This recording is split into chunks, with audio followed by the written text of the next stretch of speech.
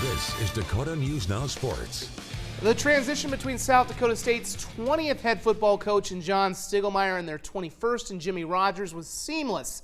A former Jackrabbit player, he'd long been seen as the heir apparent when Stig's 26-year run as head coach ended.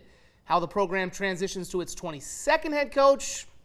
It's anyone's guess, with news today that Rogers is moving on after 2 seasons. As we told you earlier in our newscast, Rogers stepped down at SDSU and has been named the new head coach at Washington State University, agreeing to a 5-year contract in principle worth reportedly $8 to $9 million.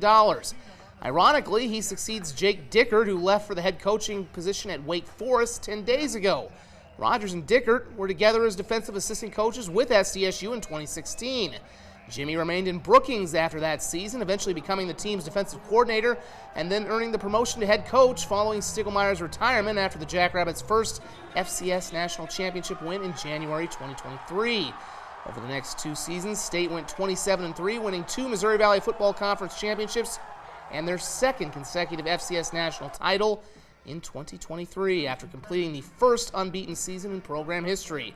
For that, Rogers was named Eddie Robinson FCS National Coach of the Year.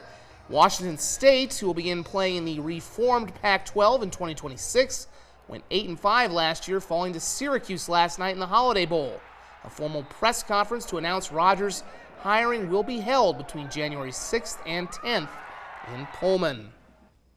This ends, at least formally, a nearly 2-decade run as a Jackrabbit for the 37-year-old Arizona native, which began when he played linebacker for the school from 2005 through 9.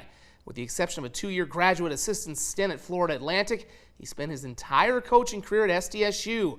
Reportedly, he will be taking most, if not all, of his assistant coaching staff with him, which could also mean a number of Jackrabbit players may follow or go elsewhere.